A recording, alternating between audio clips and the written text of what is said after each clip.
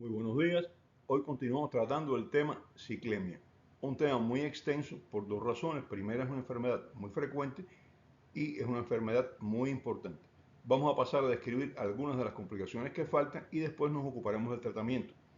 Las infecciones son complicaciones frecuentes y graves en el paciente drepanocítico. Sufren estos pacientes de infartos esplénicos frecuentes desde la infancia y esto causa mal funcionamiento del vaso. El vaso no funciona bien. Predispone a infecciones por bacterias encapsuladas sobre todo. ¿Por qué? Porque el vaso es un gran filtro de sangre que va a eliminar muchas bacterias y entonces no tenemos el vaso funcionando adecuadamente, esas bacterias no son eliminadas. Las infecciones por neumococo son frecuentes y graves.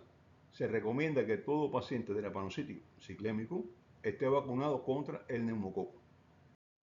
En algunos tipos de ciclemia se mantiene el vaso con ligera esplenomegalia, pero el deterioro de la función siempre está presente. En Arabia es frecuente porque el 50% de la población tiene genes para talasemia y se mezclan, originando una anemia mixta, ciclemia, talasemia. Y en pacientes con hemoglobina SC, es decir, un tipo híbrido que tiene una cadena, tiene algunas hemoglobinas que son S, unas cadenas S, y tiene cadenas que son C también, pues el vaso está aumentado de tamaño y mantiene su función. La hemoglobina SC, en estos casos, se mantiene la función esplénica. En los demás tipos de ciclemia, no. Aunque esté presente el vaso, la función no es adecuada. En el embarazo no hay complicaciones particulares en los pacientes ciclémicas, pero la pielonefritis y la hipertensión inducida por el embarazo son un poco más frecuentes que en las pacientes no ciclémicas. La cesárea también se tiene que practicar un poco más que en las mujeres no ciclémicas, en las embarazadas no ciclémicas, y el riesgo de que el bebé presente bajo peso al nacer también es mayor. La osteoporosis del hombro y de cadera afecta a casi la mitad de los pacientes con drepanocitosis, casi la mitad. La aparición es insidiosa, con algunas molestias, no tiene una sintomatología muy clara al principio, pero que va empeorando, evoluciona hacia la destrucción de la cabeza del fémur o del húmero, que va evolucionando poco a poco, sea el dolor, un poco de inflamación y después poco a poco va apareciendo ya la lesión ósea importante. La osteomielitis por infección por estafilococo es frecuente en estos pacientes y en el drepanocítico la infección ósea puede estar causada también por salmonela, no solo por estafilococo, porque siempre que vemos una osteomielitis pensamos en un estafilococo. En los pacientes drepanocíticos la salmonela es una causa importante de osteomielitis también. Las úlceras en las piernas son muy frecuentes.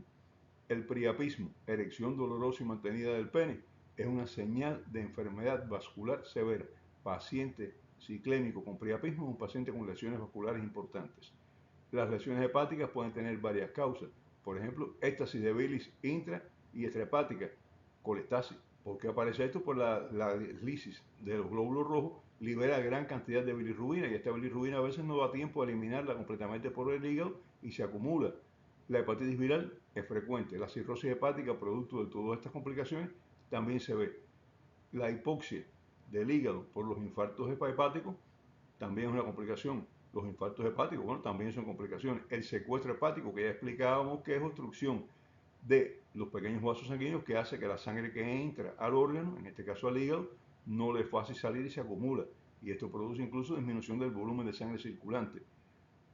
Sobrecarga de hierro es una de las complicaciones más importantes porque se rompen muchos eritrocitos, se libera mucho hierro y mucho de él, una buena parte de él, se deposita en las células hepáticas. Y las reacciones a diferentes medicamentos utilizados también es una complicación relativamente frecuente. Existen varios tipos de lesiones renales que incluyen glomerulopatías con síndrome nefrótico, proteinuria, es decir, eliminación de proteínas por la orina, hematuria, es decir, sangramiento por la orina, necrosis papilar, que la papila renal es destruida, esto es por oclusión vascular, y todo esto puede desencadenar una insuficiencia renal crónica. Existe disminución o incluso pérdida de la capacidad de concentrar la orina por los riñones, es muy frecuente, y hay trastornos también en la excreción de diferentes sustancias en los pacientes ciclémicos, aunque no tengan manifiestamente una complicación renal importante. En el sistema cardiovascular, además de la hipertensión arterial sistémica y la hipertensión pulmonar, que hablamos de ella, pueden encontrarse trastornos en el funcionamiento sistólico, es decir, en la contracción de los ventrículos, y también trastornos en el sistema, en la diástole, es decir, en la relajación de los ventrículos, tanto del ventrículo derecho como del ventrículo izquierdo, de ambos. Esto está producido por todas estas oclusiones vasculares de las que hemos venido hablando. Aumenta el gasto cardíaco, o sea, el corazón tiene que bombear más sangre por muchos motivos, todo esto que hemos hablado. El corazón aumenta de tamaño, se llama cardiomegalia, y aparece también isquemia cardíaca por la lesión vascular en estos pacientes. El infarto cardíaco es muy poco frecuente, no es lo más frecuente. La isquemia sí, pero el infarto no tanto, porque son lesiones de pequeños vasos sanguíneos, no es una lesión de un vaso grande y compensa un poco. Los polímeros de hemoglobina que ya hemos hablado se forman apenas se libera el oxígeno de los tejidos. Si hay condiciones, la hemoglobina va a polimerizarse y esto se relaciona con la concentración de hemoglobina S. A mayor cantidad de hemoglobina S, mayor polimerización.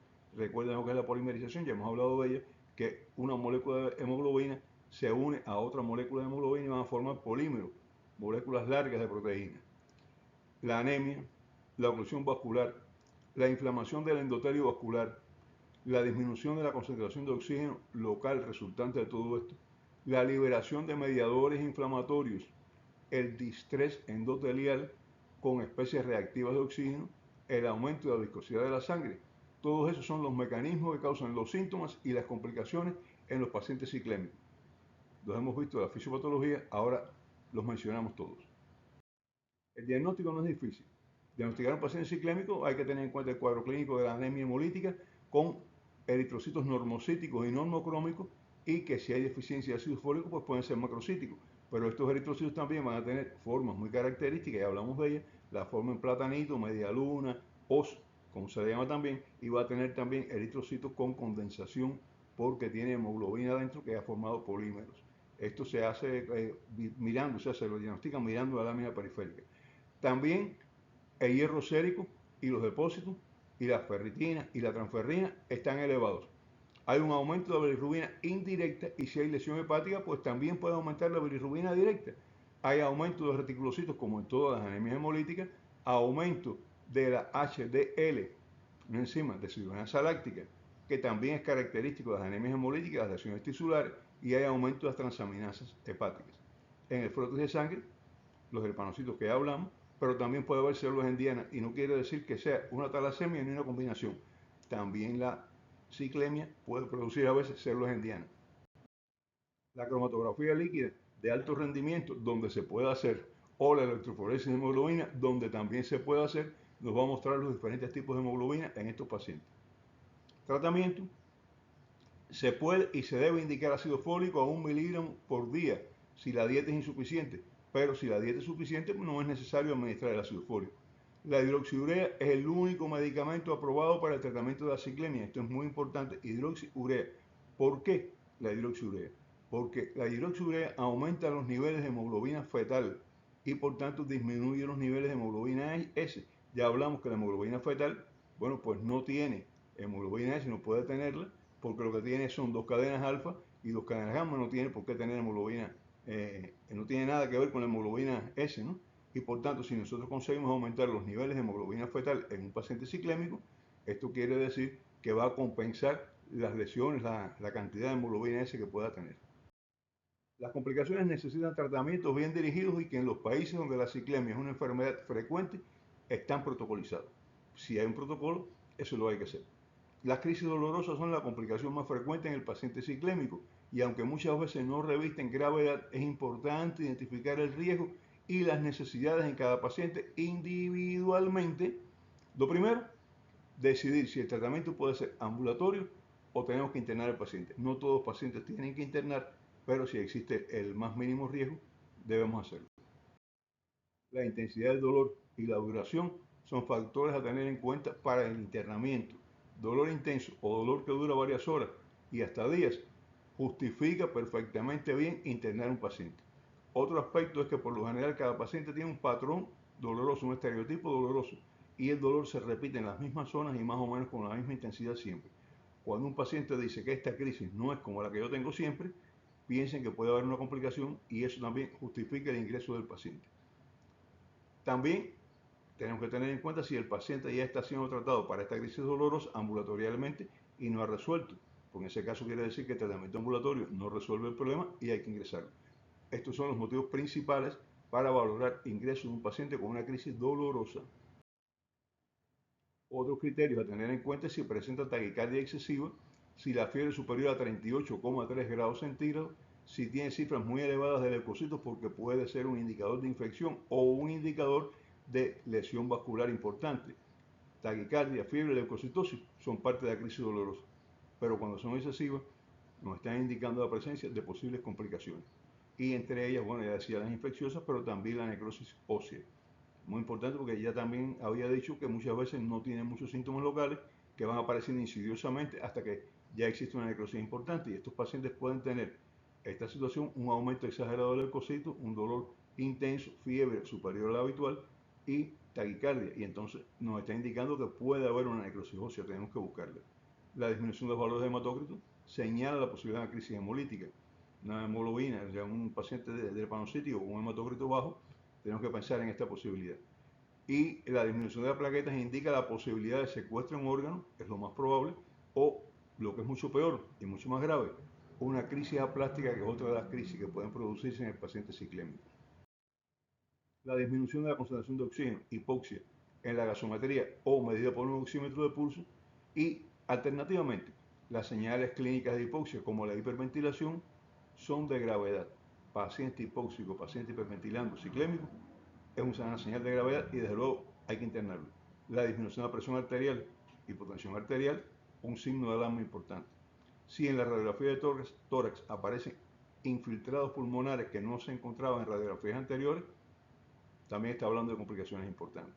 Si el examen físico encontramos el examen físico edema con dolor en un hueso afectado, cuidado, puede estar haciendo una necrosis ósea en ese hueso. Todos estos signos deben hacernos valorar la necesidad de ingresar al paciente con urgencia, porque ambulatorialmente no va a resolver. Muchos de los pacientes ciclémicos han perdido la capacidad de concentrar la orina y por eso eliminan gran cantidad de líquido y eso favorece la deshidratación. Los pilares del tratamiento de la crisis dolorosa, que es la crisis más frecuente en el ciclémico, son administración de analgésicos potentes para aliviar el dolor. Se pueden utilizar del grupo de los opioides, derivados del opio, y también el otro pilar fundamental, es la hidratación abundante por la boca y por vía intravenosa, que no solo repone líquidos perdidos, sino que contribuye a recuperar la fluidez de la sangre está espesa. Explicamos las razones por qué. Cuando se administra más líquido, la sangre se hace más fluida, circula con mayor facilidad y disminuye parte de las complicaciones, sobre todo la vasoclusión. Hay que valorar si el paciente tiene signos de infección, porque entonces deben administrarse antibióticos. Ante sospecha de infección, administrar antibióticos. Si después no hacen falta, no hay problema, pero estamos previendo una complicación importante. Si presenta hipoxia, es decir, disminución de los valores de oxígeno en sangre, ya sea por un oxímetro de pulso, ya sea por una gasometría, ya sea por los síntomas clínicos, administrar oxígeno. Siempre le he dicho a mis alumnos que el tratamiento de la crisis ciclémica dolorosa está basado en 5A. Agua, es decir, hidratación. Analgésicos, lo suficientemente poderosos para conseguir el alivio del dolor. Aire, que no es aire, es oxígeno. ¿Estamos claros? Oxígeno, ya sea por máscara o sea por catéter. Antibiótico, sí hay señales que nos hagan sospechar la presencia de infecciones. Y muy importante, apoyo emocional a este paciente que necesita que estemos al lado de él y lo estemos apoyando con frecuencia. Otra de las complicaciones de estos pacientes, y tal vez la más grave, es el síndrome torácico agudo grave. El tratamiento de este síndrome debe ser enérgico por las complicaciones que pueda presentar y la mortalidad generalmente es menor de un 10%, pero está cerca del 10%. Mata una parte importante de los pacientes. El tratamiento incluye el uso de broncodilatadores, además de lo que habíamos hablado de la crisis dolorosa, utilizar broncodilatadores por aerosol o inhaladores manuales, puede ser cualquiera de las dos, y se pueden también aplicar broncodilatadores en la venoclisis. Los antibióticos no pueden faltar en este síndrome y se prefieren los utilizados para neumonías adquiridas en la comunidad como ceftriaxona, acitromicina o levofloxacina, porque la mayoría de los microorganismos son gram positivos y sensibles a estos antibióticos. Decíamos que en la crisis dolorosa valorar si hace falta antibiótico o no, en el síndrome torácico agudo grave no se valora, hay que colocar antibióticos. Si hay hipoxia, ya mencionamos también, siempre administrar oxígeno. Cuidado con los analgésicos, ¿por qué? Deben utilizarse en este síndrome solo cuando hay mucho dolor y con cuidado, porque pueden deprimir el centro respiratorio y agravar la hipoxia. Los analgésicos que prescribíamos más libremente en el síndrome doloroso están más restringidos en el síndrome torácico agudo. Cuando el paciente presenta hipoxia, dificultad respiratoria, disminuye el hematócrito de forma importante o disminuye las plaquetas, entonces también hay que tener mucho cuidado con esto. Y ahí en este caso las transfusiones de sangre se convierten en el pilar del tratamiento en este síndrome. Cuando transfundir a un paciente con un síndrome torácico agudo, si tiene hipoxia, si tiene dificultad respiratoria, si disminuye el hematócrito de forma importante o si disminuye las plaquetas. Repetir para que quede bien claro, ¿eh? También las transfusiones se utilizan cuando hay aumento de los leucocitos o aparecen señales de insuficiencia múltiple de órganos, fallo múltiple de órganos, y cuando aparecen, que esto es un síntoma característico de un fallo múltiple de órganos en estos pacientes, alteraciones mentales. Si presenta rhabdomiolisis, o sea, destrucción de las células musculares rojas, que se caracteriza entre otras cosas por una orina de color rojizo, o si aparece insuficiencia renal o insuficiencia hepática, también están indicadas las transfusiones. La exsanguíneo transfusión es muy útil en estos pacientes, es un poquito complicada, pero es muy útil, sobre todo con las alteraciones que acabamos de describir. Pero las transfusiones simples también pueden ayudar mucho. La hidratación excesiva y los embolismos grasos pueden empeorar el cuadro y causar la aparición de síntomas graves, por lo que debe regularse la hidratación. Se hidratan, pero con cuidado siempre, ¿eh? El resto de las complicaciones, bueno, se tratarán de acuerdo con los protocolos establecidos. Hemos detallado las situaciones de mayor urgencia y que pueden presentarse en el cuerpo de guardia cuando no podemos demorarnos buscando ayuda de un especialista, porque el tiempo apremia y el paciente puede morir si nos demoramos mucho. El resto de las complicaciones tienen menor gravedad y dan tiempo suficiente para, en caso que no exista un protocolo establecido, buscar ayuda con los especialistas dedicados al tratamiento de esta enfermedad. Hasta el próximo programa, mis amigos. Nos vemos.